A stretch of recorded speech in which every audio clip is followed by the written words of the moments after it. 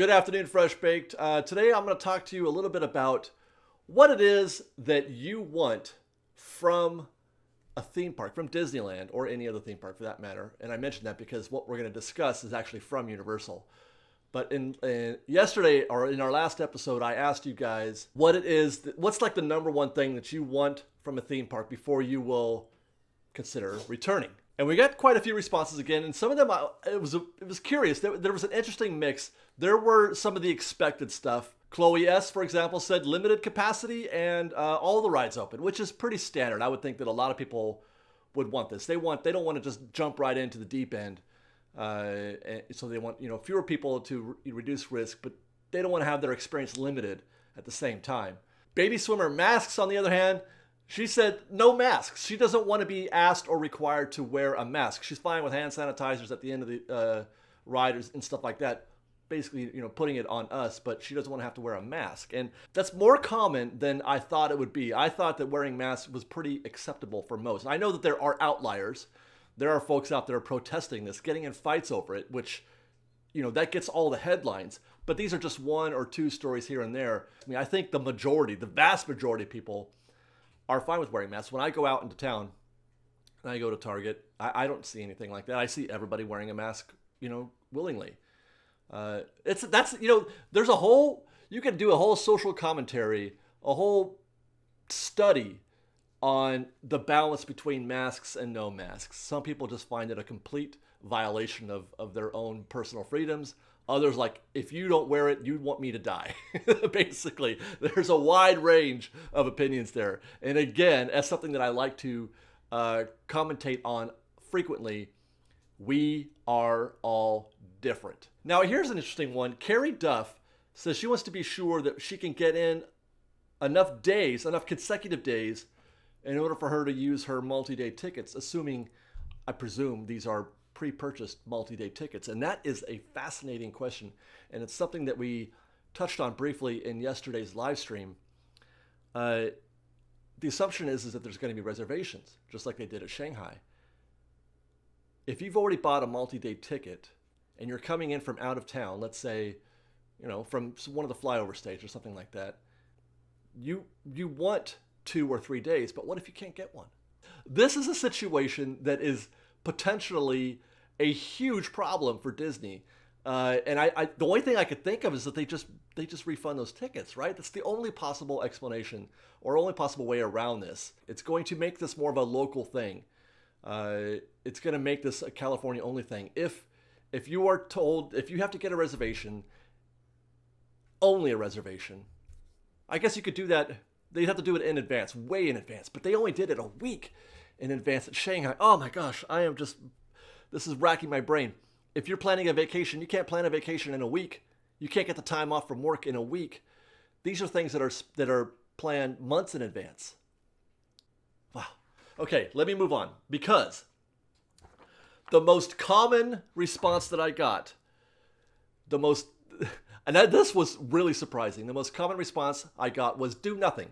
Just open the gates and I'll come. No matter what conditions you have there, if it's limited capacity, full capacity, if the rides are open, not open, if we're wearing masks or not masks, if they're wiping down stations or making us eat 2 feet apart or 6 feet apart or whatever, they don't care. Just open the gates and I'm going to show up. That's the most common response that I got. Keith Bob, for example, said, no need to add any safety protocols. Let all the APs in and everyone in. So they don't even want to limit attendance. Now there was a kind of a variety of those kind of responses, but the bottom line is that they just want the park open, and that's all that matters. All right. So I mentioned that there was a survey that Universal put out, and this survey leaked. Leaked is a weird word because who's not going to share this survey? We get shared surveys all the time. It's not like they're private, but anyway. This is a survey that Universal Studios put out, and the first few questions were kind of getting to know you stuff, size of the household, financial situation, how often you visit the park, and then there was some getting to know you stuff about yourself and COVID-19. Are you an essential worker? How has it affected you? How well informed are you? Are you paying attention to the COVID-19 news? But the goal really about the survey was for them to find out how you want them, Universal, to handle this situation. Not only procedurally, with safety measures, but also how the tone that they want to take with you when they communicate with you via email or whatever. Now, some might look at these options because it's a multiple choice, and you could, I guess, pick more than one. I'm sure. Some of these might be ridiculous to you. For example, I'm particularly partial to informational and hopeful. I want there to be positivity, but I just want raw data. I want to know what they're doing. That's it. I want to know what they're doing, what their plans are, and then have some sort of hopeful tone to it. I'm not particularly crazy about them taking a silly or fun approach to this because I don't think this is particularly silly or fun. But then I reflected on this a bit, and I realized that there are almost certainly going to be people who want exactly that. They don't want this to be serious. They want to have a silly, fun attitude about it because they want to have a positive idea, a positive feeling, and they don't want a dour park talking to them about what's going on in the park. That may not be for me, but that's for them. It's curious. Again, as I've said, we're all so different. So there was like 10 or so options, and then they get into the nitty gritty of this, the real purpose of the survey, and that is what concerns that we might have with regard to park ops. For example, are you concerned about entering a ride vehicle that somebody else just sat in, assuming, I'm guessing, that they hadn't cleaned it first? That you're going to just sit in somebody else's seat like we have always done in the past? Are you concerned about people coughing or sneezing on you? Are you concerned about people ignoring the 6 feet rule? Are you concerned about just opening doors, putting your hands on a thing and opening doors? Are you concerned about using a pen, a community pen? Are you concerned about character contact? Are you concerned about incidental contact? Now, I will tell you, I'm concerned about all of those things. But as I've said in the past, I am concerned about those things, but I'm also responsible myself for how I handle, well, most of those anyway. For example, if I'm going to use a community pen, which I've had to in the past, when I go to, let's say, the post office, or I've had to sign for something at, anywhere, like sign a statement, a credit card statement. I wash after, I wash my hands or sanitize if I can't wash them. Those kinds of things. I personally mind my 6 feet, and I try to be aware of who isn't and put my distance between them. But there are some things you can't do anything about. Incidental contact is, by nature is incidental. It's nothing it's an accident. I also can't do anything about people coughing or sneezing on me other than doing my best to stay 6 feet away. So while those are all legit concerns, I'm not necessarily going to ask Universal to solve that problem for me, because the only real solution is to just not go. You know what I mean? The only solution to those problems is to stay home. That's the only real solution that you can be in charge of. All right, they want to know also what your concerns are about the actual park experience. Will it be less fun? Will the park not go far enough in terms of its safety measures? The irresponsibility of other guests. Well, I guess that goes towards that last question, but also with regard to, using my 6 feet or coughing, sneezing, or just basically not following the rules at all. And then finally, there's the idea that even with all of the safety measures that a park might take, you still are concerned that you might be exposed to the coronavirus, which again, by the way, if that is the case, just stay home, I guess. Now let's talk about these for a minute, because some of these are definitely worth discussing. For example, the first one, will it be less fun? And I don't see how the answer could possibly be anything other than, yes, it will be less fun. Obviously, just wearing a mask alone, which by all accounts is going to be required, wearing a mask for 8, 10, 12 hours is less fun than not wearing a mask. That cannot be argued. I don't know how it could be. Being told where to stand and where not to stand is a nuisance. It's bothersome, I guess, but it's not necessarily less fun. But for some people, there are for some who would be completely annoyed by that. I can imagine a scenario easily where they put out a square, you stand on this, don't stand anywhere else, and then somebody decides they're going to stand somewhere that isn't that square, and a cast member tells them you got to stand in that square, clash. That's going to happen. It is going to happen. Again, these are minorities. This is going to be a minority of the cases, though, and I don't want people to overreact to those situations, because it is impossible for Disney or any other theme park to make 100% of the people satisfied and happy. Impossible. So there are going to be exceptions. Interesting one, the park won't go far enough. I, for one, have no concerns about Disney's response to this. I feel like Disney has built up 65 years of good public equity in terms of putting guests first and making us feel safe and comfortable and that kind of thing. They're going to get the benefit of the doubt from me all day because that's what they've always done. All right, next they asked the guests about their feelings about certain security measures that they might take. For example, the 6 feet rule, temperature checks, face mask, even gloves potentially. And those are all fairly standard and likely. And I don't think anybody is really going to have, a preponderance of guests are going to be fine with this. But then things get interesting. One of their suggestions is possibly doing rapid testing with results in about 15 minutes. I know a lot of people are going to say automatically, that's not going to work. People will never accept that. They'll never tolerate, having to wait 15 minutes before you even get into the park. And that may be true initially, but given enough time, over the course of time, I think we could at least get used to that. That just could become part of our normal routine, much in the same way as the precautions they take at airports now before you get on an airplane. It used to be you could just walk right on. Everybody was free to go wherever you want. There was very limited screening, just a little metal detector, and that was it. And everything was just peachy keen. Now we have to go through quite a bit more of the process, and it is a pain in the butt. But we all just add that in. We add that extra half an hour to our flight time, or 45 minutes, or however long it takes where you fly. Now it's just part of our normal. Nobody questions it. It's an inconvenience, to be sure, and it is an interruption on our freedoms in some way.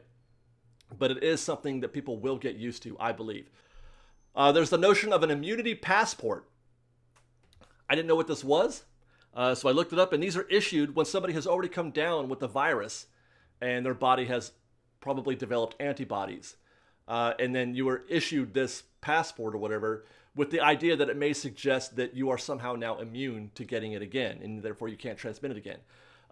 That's not the case with coronavirus, as far as I know, with COVID-19.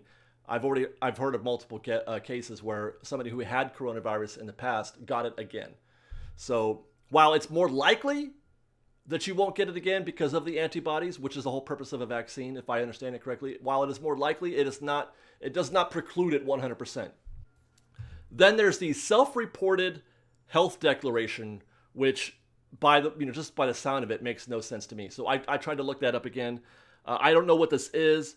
I couldn't find any info on it. I don't know how to search for something like that, but I tried. But it sounds completely useless to me.